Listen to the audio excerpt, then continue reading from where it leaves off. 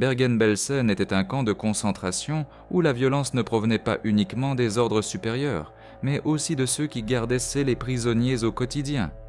Parmi eux, les gardiennes contribuaient à la souffrance quotidienne dans un lieu marqué par la faim, la maladie et la négligence. Après la libération, les horreurs qui furent exposées soulignèrent le besoin urgent de justice à travers des procès militaires. Les abus, les punitions et la cruauté systématique envers les prisonniers furent révélés. Toutes les gardiennes ne réussirent pas à échapper aux conséquences.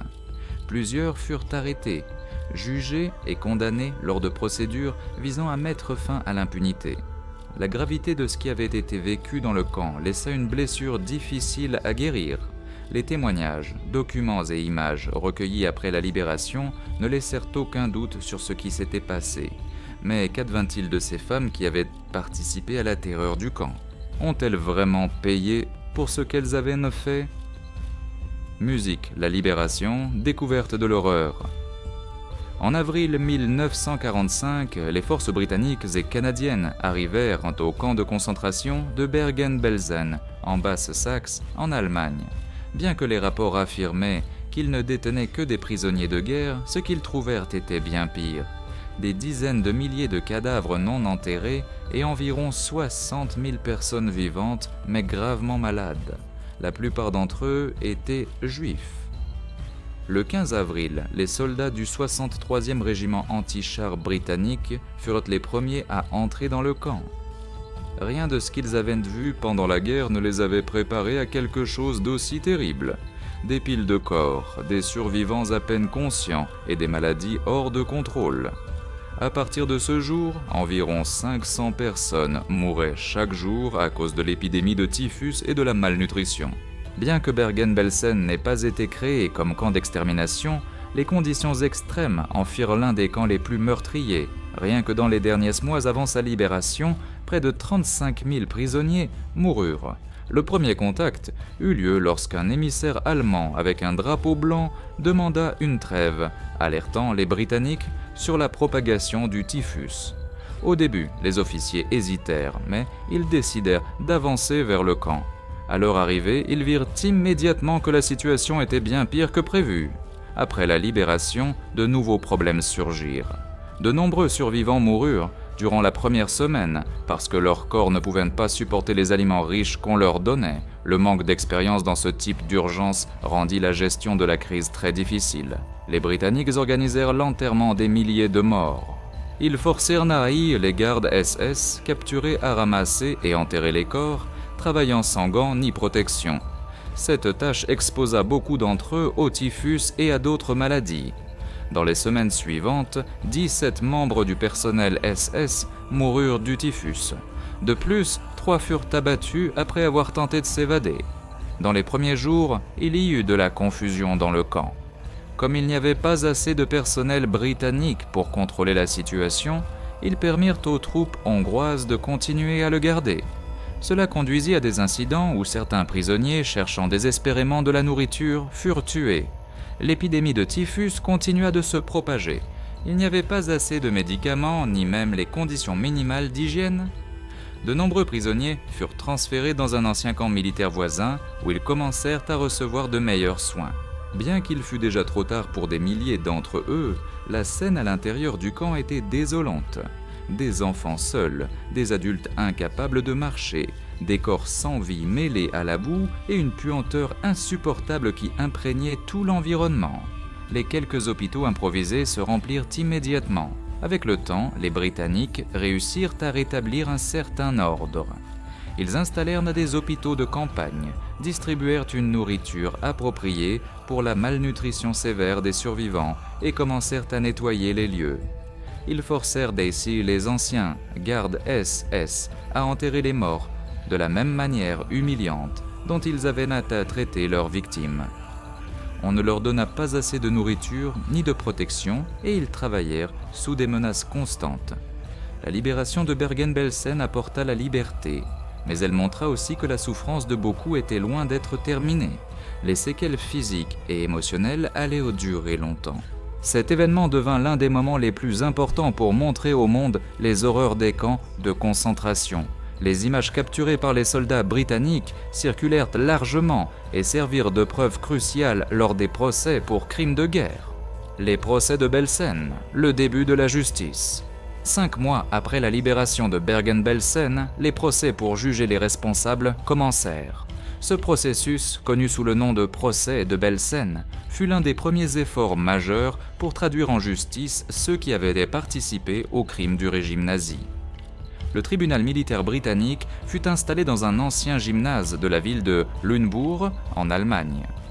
Le procès attira une attention internationale considérable car il exposa publiquement l'ampleur des abus commis dans les camps de concentration. 45 femmes et 480 hommes qui avaient y travaillé comme gardes ou membres du personnel furent inculpés. Parmi eux se trouvaient des figures telles qu'Irma Grez, Johanna Bormann et Elisabeth Folkenrath. Toutes faisaient face à de graves accusations, notamment de torture, de meurtre et de traitement inhumain des prisonniers. L'un des aspects les plus frappants du procès fut la présentation de films comme preuve.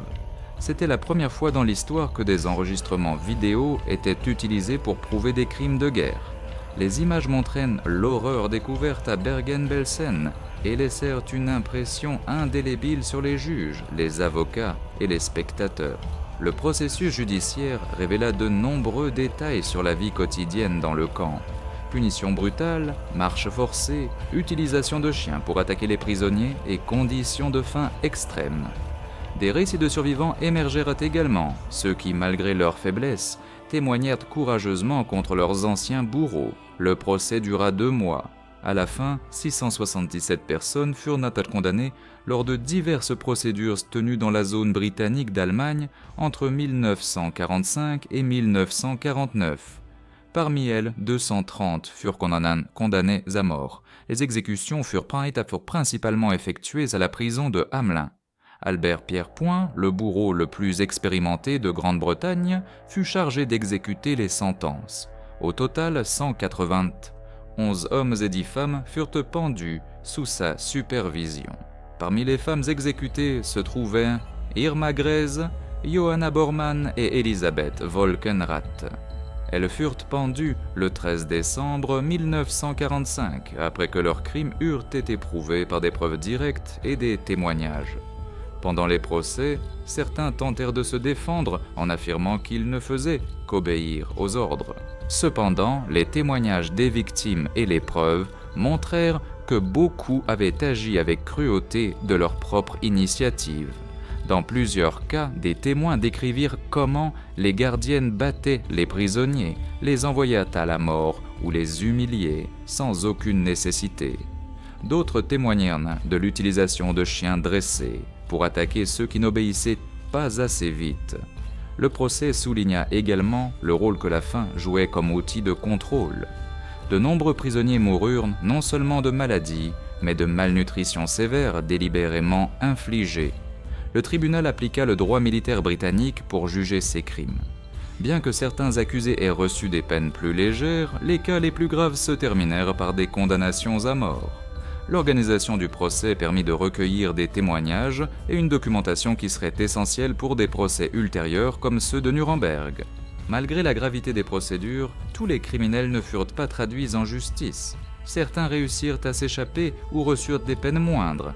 Cependant, le procès de Belsen marqua un premier effort concret pour tenir responsables ceux qui avaient participé aux atrocités.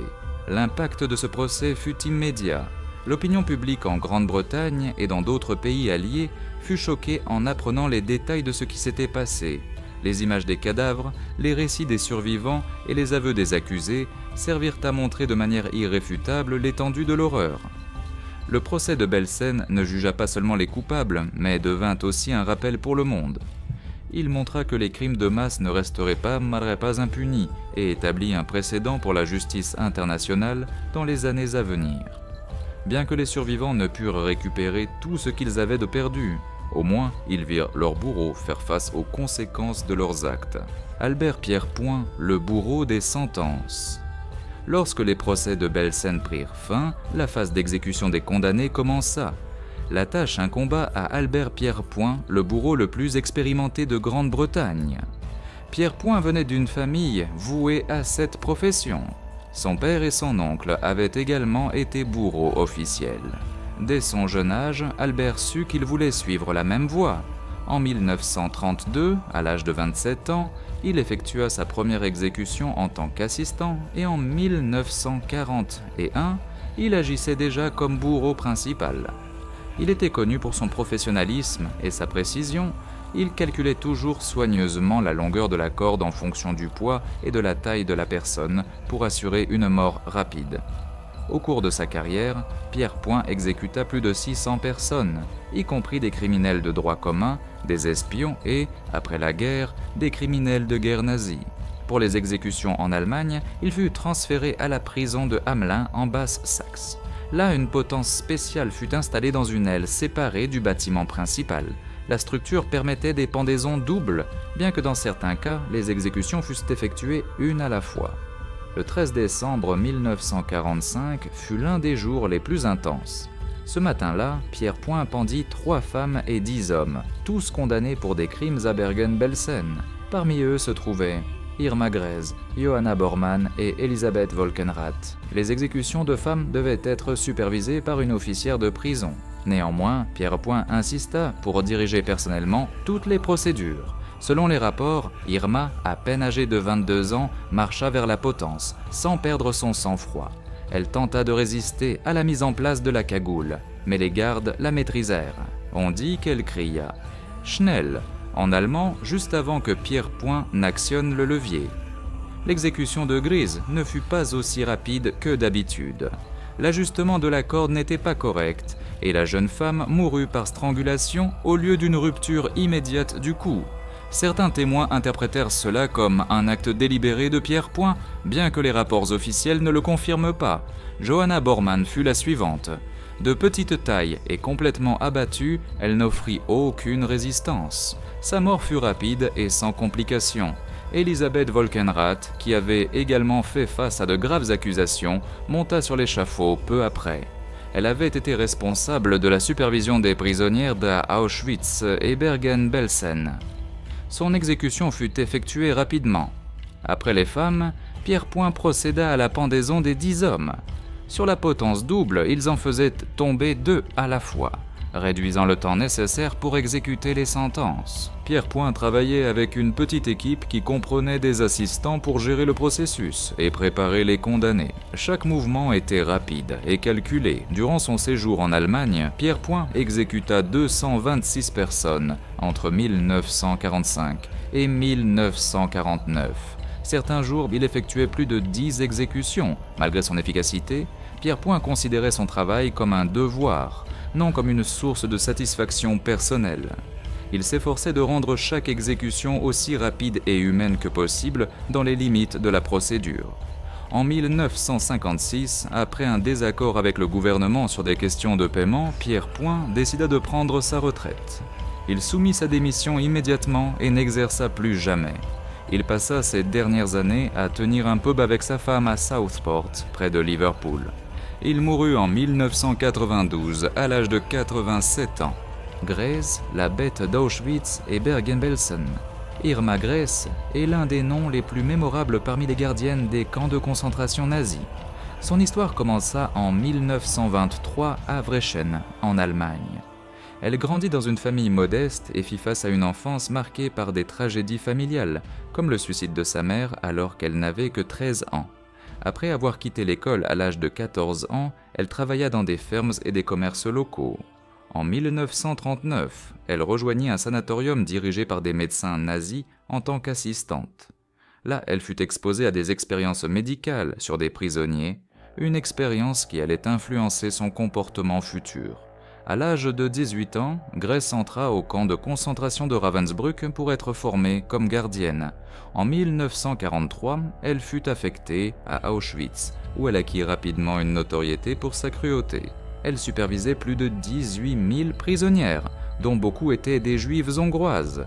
Sa présence était marquée par son uniforme impeccable, son fouet de cuir doublé de cellophane et son pistolet. Elle était connue pour battre brutalement les prisonnières, surtout pendant les appels, où toute erreur ou retard était puni de coups de fouet ou de coups. Grese utilisait également 2 grands chiens comme partie de sa domination dans le camp. Elle les lâchait souvent contre les prisonnières qui ne pouvaient pas suivre pendant les marches forcées ou qui commettaient des infractions mineures. Parmi les pires accusations contre elle figure sa participation aux sélections pour les chambres à gaz. Aux côtés de figures comme Joseph Mengele, elle était responsable de décider qui vivrait et qui mourrait. De nombreux témoins déclarèrent qu'elle sélectionnait les prisonnières les plus jeunes et les plus belles pour les envoyer à la mort. À Auschwitz, Gracie était crainte non seulement pour sa brutalité physique, mais aussi pour son comportement personnel. On lui attribuait des relations intimes avec des officiers SS et certaines prisonnières qui furent ensuite cruellement punies. Au début de 1945, alors que l'armée soviétique avançait, Gracie fut transférée à Bergen-Belsen avec d'autres membres du personnel d'Auschwitz. Là, elle continua son comportement sadique malgré les conditions de plus en plus désespérées du camp. À Bergen-Belsen, les conditions sanitaires étaient désastreuses. La faim, le typhus et le manque d'eau causaient des centaines de morts chaque jour. Malgré cela, Gracie continua d'imposer des punitions brutales. Elle battait les prisonniers affamés qui tentaient d'obtenir de la nourriture et les forçait à faire des exercices physiques jusqu'à ce qu'ils s'effondrent. Le 15 avril 1945, lorsque les forces britanniques libérèrent le camp, Gracie fut capturée avec d'autres gardes. Pendant son interrogatoire, elle admit certains abus, bien qu'elle ait essayé de minimiser sa responsabilité en affirmant qu'elle ne faisait qu'obéir aux ordres. Au procès de Belsen, des témoins décrivirent ces crimes en détail. Plusieurs survivants racontèrent comment Gracie battait, fouettait et envoyait des centaines de prisonnières à la mort. Les preuves contre elle étaient accablantes. Gracie fut reconnue coupable et condamnée à mort. Elle n'avait que 22 ans au moment de son exécution, devenant la plus jeune femme exécutée en vertu de la loi britannique au XXe siècle. Le 13 décembre 1945, à la prison de Hamelin, Albert Pierrepoint procéda à son exécution. On dit qu'elle marcha vers la potence avec froideur et tenta même de résister à la mise en place de la cagoule. L'histoire d'Irma Gracie est l'un des exemples les plus clairs de la façon dont une jeune personne pouvait devenir l'un des instruments les plus cruels d'un régime fondé sur la haine et la violence. Elisabeth Volkenrath, ascension et chute d'une surveillante. Elisabeth Volkenrath fut l'une des gardiennes les plus redoutées des camps de concentration nazis. Elle naquit en Allemagne en 1919 et commença sa carrière de gardienne au camp de Ravensbrück en 1941. Dès ses premiers 2 jours, elle démontra une efficacité dans son travail qui la conduisit bientôt à occuper des postes de plus grande responsabilité. Au début de 1942, elle fut transférée à Auschwitz, où elle servit d'abord comme gardienne, puis comme surveillante des sections féminines. Bien qu'elle ne fût pas caractérisée par un sadisme extrême comme certaines autres gardiennes, sa fermeté et son implication dans les sélections pour les chambres à gaz firent d'elle une figure redoutée. Pendant son séjour à Auschwitz, Volkenrath épousa un officier SS nommé Heinz Volkenrath, un chef de bloc qui participait également activement aux sélections et aux punitions des prisonniers. Ensemble, ils formèrent un couple qui, selon les témoignages des survivants, montrait très peu de compassion envers les victimes. Lorsque l'armée soviétique approcha d'Auschwitz, Elisabeth fut envoyée à Bergen-Belsen. Là, elle continua son travail de surveillante des prisonnières, bien que les conditions dans le camp fussent bien pires. À Bergen-Belsen, la surpopulation, le manque de nourriture et la propagation de maladies, comme le typhus, causèrent des centaines de morts chaque jour. Dans cette atmosphère de désespoir, Volkenrath maintint la discipline de manière brutale. Selon les témoins, elle participa aux punitions physiques, aux passages à tabac et au refus d'assistance médicale aux prisonniers malades. Bien que certains aient essayé de la décrire comme une fonctionnaire qui ne faisait que suivre les ordres, les témoignages des survivants indiquèrent qu'elle prenait ses propres décisions qui augmentaient la souffrance des détenus. Volkenrath fut capturée par les forces britanniques lorsqu'elles libérèrent Bergen-Belsen en avril 1945. Pendant son procès, elle tenta de justifier ses actions en disant qu'elle ne faisait qu'accomplir son devoir. Cependant, les preuves contre elle étaient accablantes. Des preuves furent présentées de son implication dans les sélections pour les chambres à gaz à Auschwitz, ainsi que de son comportement cruel à Bergen-Belsen. Les témoignages parlèrent de passages à tabac de prisonniers malades, d'humiliations constantes et d'un traitement impitoyable des plus vulnérables. Le tribunal militaire la déclara coupable et elle fut condamnée à mort. Elisabeth Volkenrath fut pendue le 13 décembre 1945 à la prison de Hamelin avec 2 autres gardiennes de Bergen-Belsen. Elle marcha vers l'échafaud sans montrer aucune résistance. Sa mort fut rapide, contrairement à celle d'autres condamnés. Ce fut l'un des cas où la justice rattrapa ceux qui avaient abusé de leur pouvoir, sans pitié. Le nom d'Elisabeth Volkenrath devint associé aux pires abus du système des camps de concentration nazis. Johanna Bormann, la gardienne, et son chien. Johanna Bormann fut l'une des gardiennes de camps de concentration qui entra dans l'histoire pour sa brutalité. Elle naquit en Allemagne en 1893 et avant la guerre travaillait comme domestique et gardienne d'animaux. En 1938, elle rejoignit le personnel du camp de Lichtenburg, où elle commença sa carrière de gardienne. Elle fut ensuite transférée à Ravensbrück, un camp de femmes, puis à Auschwitz où sa réputation de dureté grandit rapidement. À Auschwitz, Bormann devint connue pour son traitement cruel des prisonnières. Elle était reconnue pour patrouiller avec un berger allemand qu'elle avait dressé pour attaquer ceux qui désobéissaient à ses ordres. Selon de multiples témoignages, elle ordonnait à l'animal de mordre les prisonnières en guise de punition. Fin 1944, alors que les soviétiques avançaient depuis l'Est, Bormann fut transférée à Bergen-Belsen. Là, elle continua d'exercer son autorité sans pitié au milieu du chaos et de la misère qui régnait dans le camp. Bormann imposait régulièrement des punitions physiques. Elle battait les prisonniers malades et affaiblis et participait souvent aux sélections qui décidaient quel détenu serait transféré ou éliminé. Après la libération du camp par les forces britanniques en avril 1945, Bormann fut arrêtée avec d'autres membres du personnel de Bergen-Belsen. Pendant son interrogatoire, elle admit avoir utilisé son chien pour maintenir l'ordre, bien qu'elle ait minimisé les abus. Au procès de Belsen, plusieurs témoins témoignèrent contre elle. Ils racontèrent comment elle maltraitait les prisonnières et utilisait le chien comme outil de terreur. Sa participation au passage à tabac et son indifférence à la souffrance furent décrites avec force détail. Bormann fut reconnu coupable de crimes de guerre. Le tribunal détermina que sa conduite démontrait un manque total d'humanité et de respect pour la vie humaine. Elle fut condamnée à mort. Le 13 décembre 1945, Johanna Bormann fut exécutée à la prison de Hamelin avec d'autres gardiennes de Bergen-Belsen. Elle avait 52 ans au moment de sa mort. Elle marcha vers l'échafaud sans résistance. Son exécution fut rapide et marqua la clôture de l'un des chapitres les plus sombres des crimes commis dans les camps. L'histoire de Johanna Bormann sert de rappel de la façon dont des gens ordinaires devinrent des exécutants de la violence et de la terreur sous le système nazi. Herta Alert, la gardienne qui a admis sa culpabilité. Herta Alert était l'une des rares gardiennes des camps de concentration nazis à avoir ouvertement reconnu son implication dans les abus. Elle est née en Allemagne en 1905 et a commencé sa carrière comme surveillante au camp de Ravensbrück.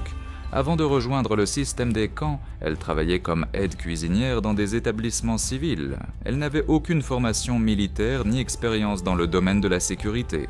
Cependant, le besoin de personnel féminin du régime nazi l'a conduite à rejoindre la SS dans des rôles administratifs. Sa première affectation importante fut Ravensbrück, où elle reçut une formation de base en discipline et contrôle des prisonniers. On lui enseigna à imposer l'ordre par la force et à suivre les instructions sans poser de questions. De là, elle fut transférée à Majdanek, où elle poursuivit ses fonctions de surveillance, puis plus tard à Auschwitz. Alert était responsable de la supervision des baraquements de femmes. Bien que sa réputation de cruauté n'ait pas atteint celle de figures comme Irma, plusieurs témoignages indiquèrent qu'elle imposait des punitions physiques sévères et participait aux sélections pour le travail forcé. Il fut mentionné qu'elle battait les prisonnières qui ne respectaient pas les règles ou qui s'effondraient nombre d'épuisement pendant leurs tâches.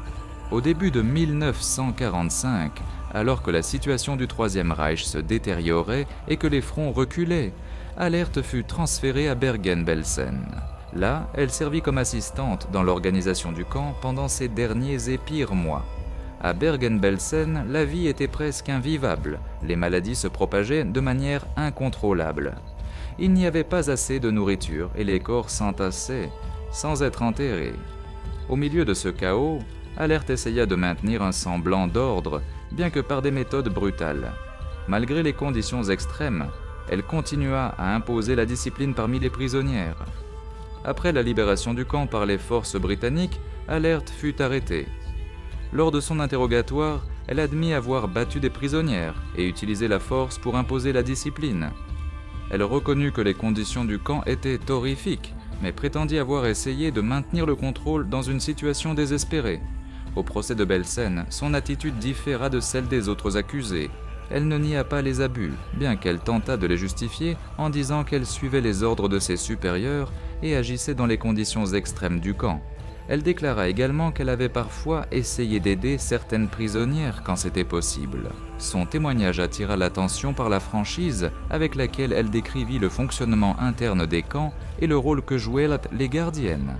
Elle expliqua comment les sélections, les punitions et les tâches quotidiennes étaient organisées. Ces confessions aidèrent à fournir une compréhension plus claire des dynamiques de pouvoir opérant au sein des camps de concentration. Bien qu'elle acceptât sa responsabilité, la gravité de ses actes conduisit à sa condamnation. Cependant, elle ne reçut pas la peine de mort. Elle fut condamnée à 15 ans de prison. Alert ne purgea qu'une partie de sa peine. Elle fut libérée en 1953 après avoir purgé moins de la moitié de la peine imposée grâce à une amnistie générale. Elle vécut ensuite une vie tranquille en Allemagne jusqu'à sa mort. Son cas se distingue parmi les procédures de l'après-Seconde Guerre mondiale, car contrairement à beaucoup d'autres accusés, elle ne nia pas sa participation et ne tenta pas de minimiser les faits. Cependant, son acceptation de culpabilité ne changea rien à la douleur causée aux victimes. Herta Alert représente un visage moins visible du système des camps, des individus qui, sans être au plus haut niveau du pouvoir, exécutaient des politiques de violence et de répression de manière directe et routinière. Herta Botte, Force et répression, fut l'une des gardiennes qui entra dans l'histoire pour sa participation aux abus commis dans les camps de concentration nazis. Elle est née en 1921 à Teterow, en Allemagne. Avant la guerre, elle travaillait comme aide-soignante. En 1942, elle fut recrutée pour servir comme gardienne dans les camps. Sa taille, proche d'1,80 m, et sa carrure imposante amenèrent certains à la surnommer la géante de Belsen. Elle commença sa formation à Ravensbrück, le principal camp de formation pour les membres féminins de la SS. Après sa formation, Botte fut envoyée dans plusieurs camps, notamment Auschwitz et plus tard Bergen-Belsen. Pendant son séjour dans ces lieux, de nombreux témoins rapportèrent de son comportement violent envers les prisonnières. À Auschwitz, elle travaillait à superviser des groupes de prisonnières affectées au travail forcé. Elle était connue pour battre brutalement les détenus, avec un bâton en bois qu'elle portait toujours sur elle. La force de ces attaques laissa de nombreuses victimes gravement blessées. Lorsqu'elle fut transférée à Bergen-Belsen, en mars 1945, le camp était déjà dans un état d'abandon extrême. La faim, la maladie et la saleté dominaient les lieux. Malgré cela, Botte maintint une attitude d'une dureté implacable. Plusieurs témoins affirmèrent avoir vu Botte battre des prisonnières sans raison apparente. Elle punissait avec une violence particulière celles qui s'effondraient d'un point de faiblesse ou ne suivaient pas les ordres assez rapidement. Lors de la libération de Bergen-Belsen, Botte fut capturée avec d'autres membres du personnel SS. Au procès de Belsen, sa présence ne passa pas inaperçue en raison de sa taille et de son allure. Pendant sa défense, Herta admit avoir battu des prisonnières, mais prétendit avoir agi pour maintenir l'ordre et empêcher le chaos total. Cependant, les témoignages contre elle révélèrent un schéma d'abus systématique. Au tribunal, plusieurs survivantes l'identifièrent comme l'une des gardiennes les plus violentes. Elles racontèrent comment elle utilisait sa force pour punir sans pitié celles qui pouvaient à peine rester debout. Contrairement à d'autres gardiennes qui furent d'abord jugées, Botte ne fut pas condamnée à mort. Elle reçut une peine de 10 ans de prison. Sa sentence suscita le débat car beaucoup estimaient que ses actes méritaient une punition plus sévère. Botte fut libérée en 1951 après n'avoir purgé qu'une partie de sa peine. Après sa sortie de prison, elle mena une vie discrète en Allemagne. Elle resta à l'écart de l'attention publique et vécut sous un autre nom de famille, pour éviter d'être reconnue. Elle occupa des emplois modestes et évita de parler de son passé. En 1999, dans une rare interview télévisée, Bott parla de sa participation dans les camps. Pendant l'interview, elle prétendit avoir été forcée d'accepter son poste et nia avoir tué quiconque. Ces déclarations générèrent des réactions négatives, particulièrement parmi les groupes de survivants de l'Holocauste. Beaucoup considérèrent sa position comme un manque de responsabilité pour les actes commis. L'émission dans laquelle elle apparut fut diffusée en Allemagne et déclencha un débat public sur le rôle des individus au sein du système nazi. Bien que Bott prétendit qu'elle ne faisait que son travail, pour beaucoup, elle était un exemple de la façon dont le déni et la minimisation des faits restaient présents, même des décennies plus tard. Herta Bott mourut en l'an 2000. Sa figure reste à jamais associée à la brutalité subie par des milliers de prisonnières dans les camps de concentration. Irène Haschke les a vus depuis la cuisine. Irène Haschke est l'un des noms les moins connus parmi le personnel féminin qui servit au camp de concentration de Bergen-Belsen. Cependant, son rôle au sein du système d'abus reflète comment la violence était maintenue non seulement par des figures de premier plan, mais aussi par celles occupant des positions secondaires. Haschke travaillait principalement dans la cuisine du camp, un poste qui, loin d'être insignifiant, lui donnait un contrôle important sur la distribution de nourriture, une ressource vitale pour la survie des prisonnières. À Bergen-Belsen, la faim extrême faisait partie de la punition quotidienne. Ceux qui travaillaient à la cuisine pouvaient directement ou indirectement décider de la vie ou de la mort des détenus. L'accès à la nourriture devint un instrument de pouvoir. Divers témoignages recueillis après la libération du camp indiquèrent que Haschke n'accomplissait pas seulement des tâches administratives, mais participait aussi activement au mauvais traitement des prisonnières. Elle battait celles qui s'approchaient de la cuisine à la recherche de restes ou essayaient d'obtenir de la nourriture supplémentaire. Son travail à la cuisine ne l'éloigna pas des actes de brutalité qui caractérisaient le camp. Au contraire, plusieurs survivantes la désignèrent comme une figure redoutée en raison de son comportement agressif et de son manque de compassion. Lorsque les forces britanniques libérèrent Bergen-Belsen en avril 1945, Haschke fut arrêtée avec d'autres membres du personnel. Lors de sa capture, elle n'opposa aucune résistance. Elle fut rapidement identifiée par certaines prisonnières qui la reconnurent comme l'une des responsables des mauvais traitements. Pendant les interrogatoires préliminaires, elle tenta de minimiser son rôle, prétendant qu'elle n'était qu'une travailleuse mineure sans autorité sur les prisonnières. Elle insista sur le fait qu'elle ne faisait que suivre les ordres et ne participait pas aux décisions importantes. Cependant, les preuves présentées ainsi que les témoignages des survivantes prouvèrent que sa responsabilité allait au-delà des tâches de cuisine. Sa participation active aux actes de violence la plaça parmi les accusés au procès de Belsen. Pendant le processus judiciaire, Haschke fit face à des accusations de crimes de guerre. Sa défense tenta de la présenter comme une figure sans importance au sein du système du camp, essayant de la distancer des pires abus. Les survivantes, cependant, offrirent un récit différent. Elles témoignèrent que Haschke battait les prisonnières affaiblies, refusait la nourriture à celles sur le point de s'effondrer et insultait parfois celles qui demandaient de l'aide. Ces actes, bien qu'individuels, faisaient partie d'une structure de cruauté qui imprégnait chaque recoin de Bergen-Belsen. Finalement, le tribunal conclut que bien que son rôle n'en fût pas un de direction, elle avait significativement contribué à la souffrance des détenus. Elle fut reconnue coupable et condamnée à la prison. Sa peine fut plus courte comparée à celle des principaux responsables. Cette différence reflétait la hiérarchie des responsabilités au sein du camp, mais n'exemptait pas son implication personnelle. Après avoir purgé sa peine, la trace publique d'Irène Haschke se perdit. Il n'existe pas de documents clairs sur sa vie après la prison. On suppose que, comme beaucoup d'autres anciens membres du personnel des camps de concentration, elle mena une vie discrète en évitant l'examen public. Son histoire est un exemple de la façon dont le système d'oppression dans les camps de concentration ne dépendait pas uniquement de figures éminentes, mais aussi de nombreux collaborateurs qui, depuis des positions plus discrètes, contribuèrent activement à la souffrance. Irène Haschke, bien que moins connue que d'autres gardiennes, faisait partie d'une machinerie de violence où chaque participant, quelle que soit sa position, portait une responsabilité. Le cas de HK démontre que la brutalité dans les camps ne se limitait pas aux actes à grande échelle. De petites actions quotidiennes comme refuser de la nourriture ou battre une prisonnière vulnérable renforçaient un système qui reposait sur une déshumanisation constante, la vengeance dans les derniers jours.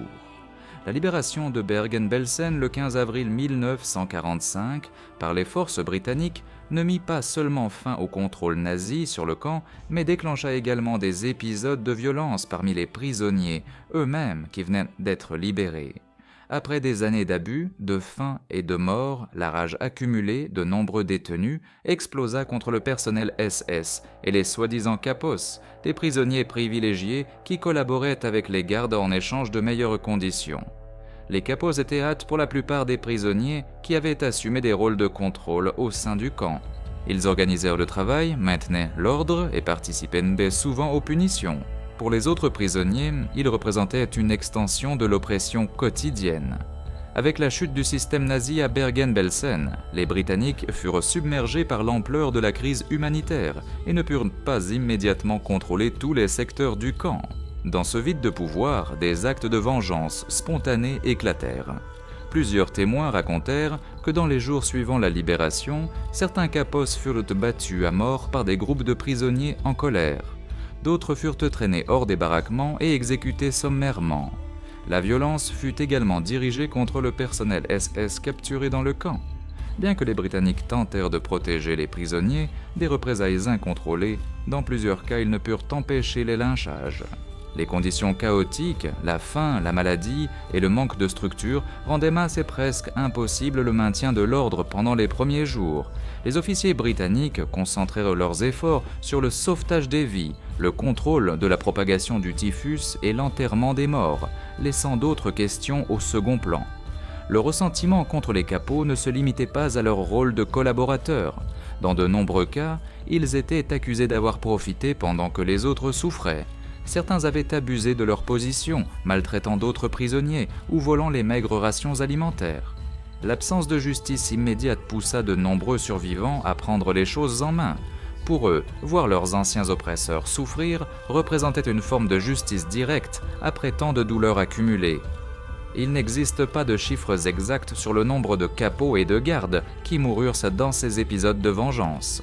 Les rapports officiels britanniques mentionnent des incidents isolés, mais la priorité de documenter chaque événement était faible en raison de l'urgence de santé publique à laquelle ils faisaient face. À mesure que l'ordre fut rétabli dans le camp, les Britanniques prirent des mesures pour protéger tous les survivants, y compris les anciens capos et le personnel SS capturé. Beaucoup furent ensuite transférés dans des prisons pour faire face à des procédures judiciaires. Ces actes de vengeance, bien que compréhensibles d'un point de vue humain, montrèrent le niveau de désespoir et de traumatisme que les prisonniers avaient enduré.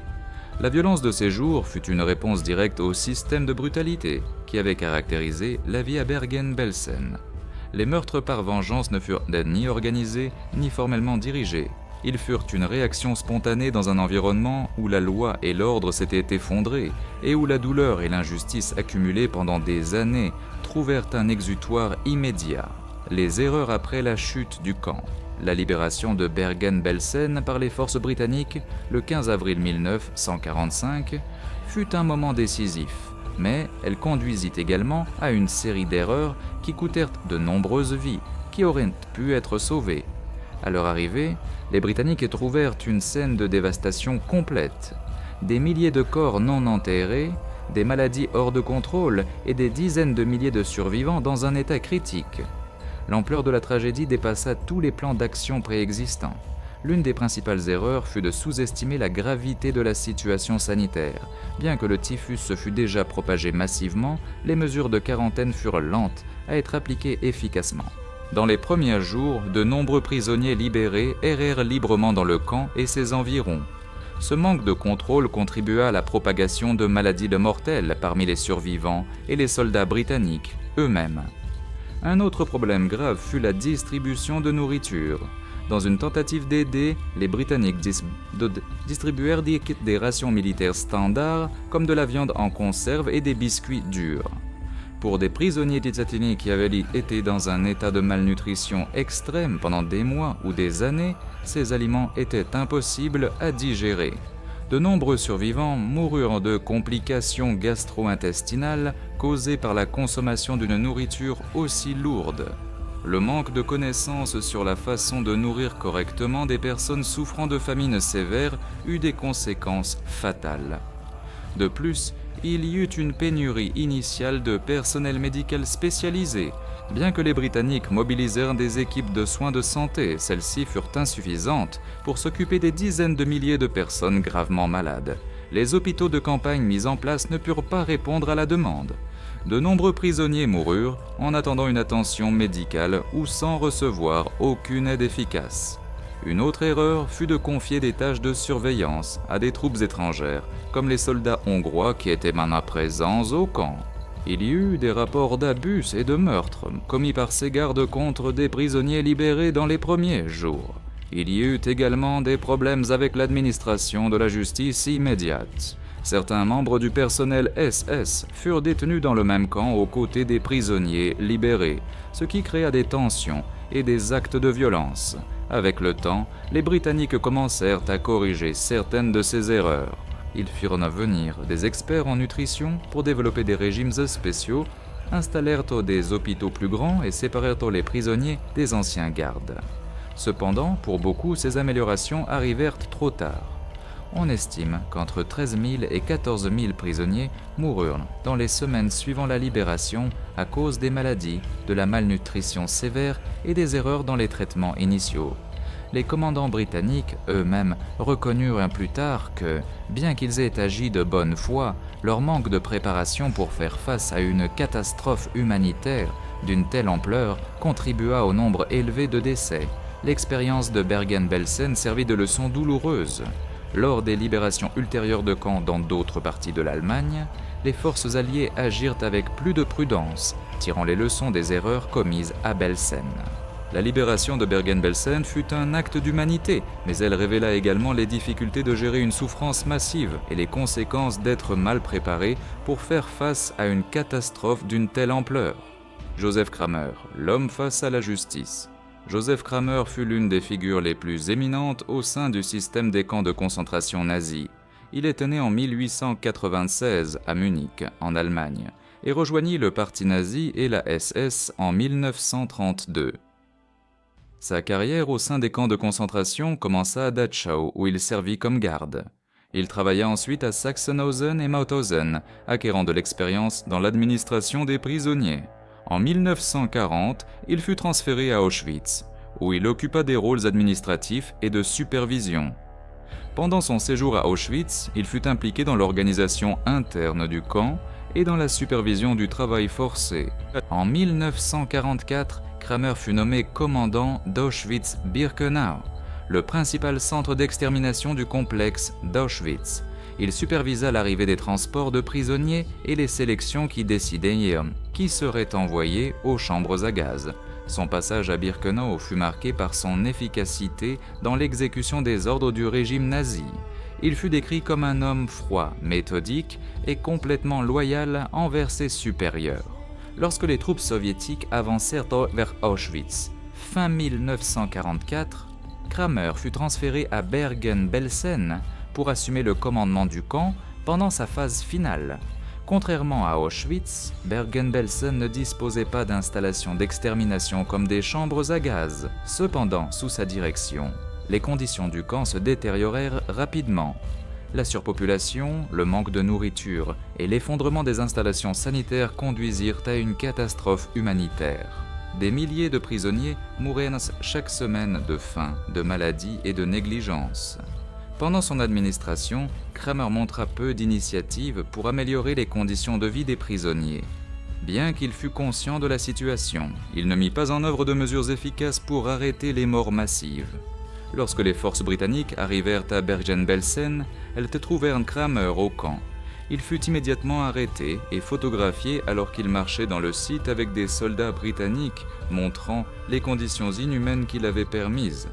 Pendant les interrogatoires, Kramer prétendit avoir demandé de l'aide pour améliorer la situation du camp. mais que ses demandes avaient été ignorées par ses supérieurs. Cependant, les témoignages des survivants et d'autres officiels montrèrent qu'il n'avait pas pris d'action concrète pour protéger les prisonniers. Au procès de Belsen, Kramer fit face à des accusations de crimes de guerre. Il fut l'un des principaux accusés en raison de son rôle de commandant. Les témoignages présentés contre lui détaillèrent le manque de soins médicaux, l'absence de nourriture adéquate et le traitement inhumain des prisonniers sous son commandement. Kramer fut reconnu coupable et condamné à mort. Le 13 décembre 1945, il fut pendu à la prison de Hamelin avec d'autres membres du personnel de Bergen-Belsen. Sa figure reste gravée dans l'histoire comme celle d'un bureaucrate de l'horreur. Quelqu'un qui, sans donner d'ordre direct de violence physique, permit et facilita les conditions qui conduisirent à la mort de dizaines de milliers de personnes. Le cas de Joseph Kramer démontre que la responsabilité des crimes de guerre ne repose pas seulement sur ceux qui commettent des actes de violence, mais aussi sur ceux qui occupent des positions de commandement et permettent à la souffrance de continuer sans intervenir. En avril 1945, les forces britanniques libérèrent Bergen-Belsen et découvrirent un lieu de mort et de souffrance extrême. Des dizaines de milliers de prisonniers, principalement des Juifs, gisaient morts ou mouraient lentement de faim et de maladie. Ce qu'ils trouvèrent dépassait toute horreur qu'ils avaient pu voir auparavant. Malgré les efforts pour sauver des vies, le manque de préparation et les erreurs dans le traitement des survivants entraînèrent des pertes supplémentaires. Beaucoup moururent d'infections, de malnutrition sévère et de complications après avoir reçu une nourriture inappropriée. Avec les procès de Belsen, les responsables directs de ces crimes furent traduits en justice.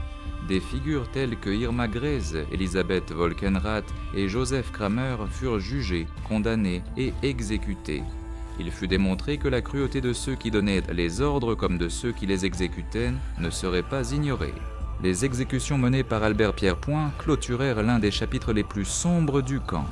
Des histoires comme celle de Herta Ehlert, Herta Botte et Irène Haschke montrèrent clairement que même ceux qui avaient des rôles mineurs faisaient partie du système oppressif. Dans les jours suivant la libération, certains prisonniers firent justice eux-mêmes, attaquant d'anciens capots et collaborateurs. Ces actes spontanés montrèrent la profondeur de la souffrance accumulée après des années de violence. L'histoire de Bergen-Belsen enseigne que l'horreur peut naître non seulement d'actes de violence directs, mais aussi de la négligence et de l'indifférence. Et elle sert de rappel que même au milieu du chaos, le besoin de justice est une étape nécessaire pour faire face aux blessures ouvertes. Bergen-Belsen demeure un avertissement permanent sur les risques de la déshumanisation et l'importance de ne jamais oublier les horreurs qui furent un jour possibles.